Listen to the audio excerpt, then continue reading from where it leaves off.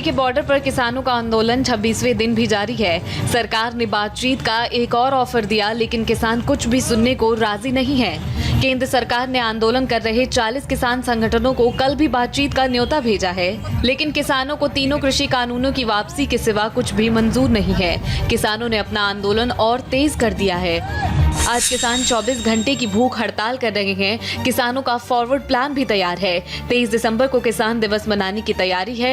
लोगों से अपील की गई है कि 23 दिसंबर को वो किसानों के सम्मान में घर पर एक वक्त का खाना ना बनाएं। किसानों ने 25 से 27 दिसंबर तक हरियाणा में सभी हाईवे पर टोल वसूली रोकने का ऐलान किया है। इसके अलावा 27 दिसंबर को पीएम के मन की बात कार्यक्रम के दौरान थाली बजाकर विरोध की अपील भी की है। विदेशी फंडिंग को लेकर किसानों का ये आंदोलन सवालों के घेरे में आ गया है। भारतीय किसान यूनियन के एक संगठन के मुखिया जोगिंदर उग्रहान ने दावा किया कि केंद्र सरकार ने विदेशी फंडिंग की जानकारी मांगी है। इसके लिए पंजाब के बैंक को ईमेल भेजा है। साथ ही रजिस्ट्रेशन का ब्यौरा न होने पर फंड वापस भेजने के लिए कहा है। जोगिंदर उग्रहान का आरोप है कि सरकार अलग अलग हथकंडों से आंदोलन दबाने की कोशिश कर रही है। हम फंडिंग करते हैं, लोगों से लेते हैं, जो काम करते हैं, किरती लोग हैं, जो लोग हैं, किसान मजदूर हैं, उनसे फंड लेते हैं। हम फंड की अपील भी की है। भाई हमारा आंदोलन बहुत बड़ा है, इसलिए हमें फंड दो। हम जब फंड की पर्ची काटते हैं तो हम किरती लोगों के, वो देश में है चाहे विदेश में है, उन सबको हम अपील करते हैं। वो आंदोलन में हमारी मदद करते हैं, इसमें बुरा क्या है जी? चर्चा किस बात की है? ये किसी आंदोलन को बदनाम करने के लिए ये पत्ता चला रखा है। पश्चिम बंगाल में विधानसभा चुनाव से पहले बीजेपी टीएमसी में सियासी खींचतान चल रही है। अमित शाह के बंगाल दौरे से लौटते ही आरोप प्रत्यारोप का दौर और तेज हो गया।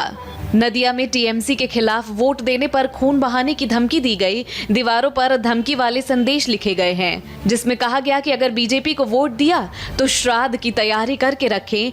इन धमकी भरे संदेशों के खिलाफ बीजेपी समर्थकों ने सड़क पर बैठकर धरना दिया। बीजेपी का आरोप है कि ये धमकी भरे संदेश टीएमसी नेताओं ने लिखे हैं, जबकि टीएमसी ने इसे पार्टी को बदनाम करने की साजिश करार दिया। রাতের অন্ধকারে প্রকাশ্যে যখন এই ওয়ার্ড থেকে শয়ে শয়ে সাধারণ মানুষ ভারতীয় জনতা পার্টিতে যোগ দিচ্ছে, তখন তৃণমূল কংগ্রেস ভয় পেয়ে গিয়েছে আর দিয়ালে রাতের অন্ধকারে লিখছে যে ভারতীয় জনতা পার্টির কার্যকর্তা কর্মীবৃন্দদেরকে তারা যদি রাস্তায় নামে বিজেপিকে যদি ভোট দেওয়া হয় তাদেরকে খুন করে দেওয়া হবে, তাদের বাড়ির মা বোনকে বিধবা করে দেওয়া হবে।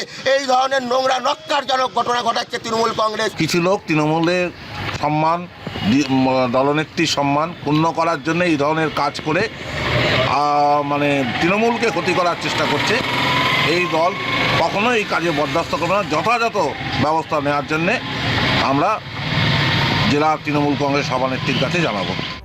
नदिया जिले की दीवार पर लिखे इन धमकी भरे संदेशों पर बीजेपी ने चिंता जताई है। पार्टी के महासचिव और पश्चिम बंगाल के प्रभारी कैलाश विजयवर्गीय ने एक वीडियो भी सोशल मीडिया पर शेयर किया है। खूनी संदेश पर हो रही पॉलिटिक्स के बीच ममता बनर्जी के रणनीतिकार प्रशांत किशोर ने पश्चिम बंगाल को लेकर बड़ा दावा किया है। प्रशांत ने ट्विटर पर दावा किया कि बंगाल में बीजेपी दहाई का आंकड़ा भी नहीं पार कर पाएगी। प्रशांत किशोर ने कहा, मेरा ट्वीट सेव कर लीजिए, अगर ये हुआ तो मैं ट्विटर हमेशा के लिए छोड़ दूंगा। प्रशांत किशोर ने इस ट्वीट पर बीजेपी की तरफ से कैलाश विजयवर्गीय ने पलटवार किया है। उन्होंने जवाबी ट्वीट करते हुए चुनाव रणनीतिकार को बंगाल के रिजल्ट के बाद अपना काम छोड़ देने की नसीहत दी। भारत समेत दुनिया के ज्यादातर देशों में कोरोना वैक्सीन लगनी अभी शुरू भी नहीं हुई है कि इस खतरनाक वायरस के नए अवतार से दहशत फैल गई है। ब्रिटेन समेत दुनिया के कई देशों में कोरोना वायरस का ये नया प्रकार यानी स्ट्रेन आउट ऑफ कंट्रोल होता जा रहा है। नए स्ट्रेन के बाद ब्रिटेन में रविवार से सख्त लॉकडाउन लगा दिया गया, जबकि यूरोप समेत दुनिया के कई देशों ने ब्रिटेन से उड़ानों पर प्रतिबंध लगा दिया है। कोरोना का नया स्ट्रेन न सिर्फ ब्रिटेन बल्कि इटली, नीदरलैंड, डेनमार्क, ऑस्ट्रेलिया और दक्षिण अफ्रीका में भी फैल गया है।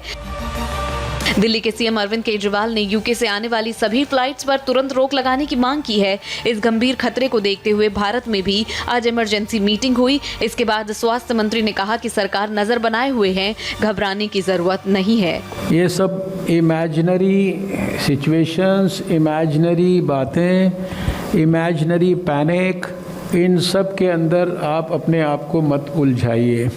सरकार हर बात के लिए पूरी तरह से सजग है और जैसे पिछले एक साल में आपने देखा कि सरकार ने आवश्यकता के अनुरूप जनता के हितों की रक्षा करने के लिए जो जिस समय पर आवश्यकता किया, वो सारी चीज़ें सरकार देख रही है। लेकिन अभी अगर मुझसे आप पूछे तो कोई इतना पैनिक का कोई कारण नहीं कि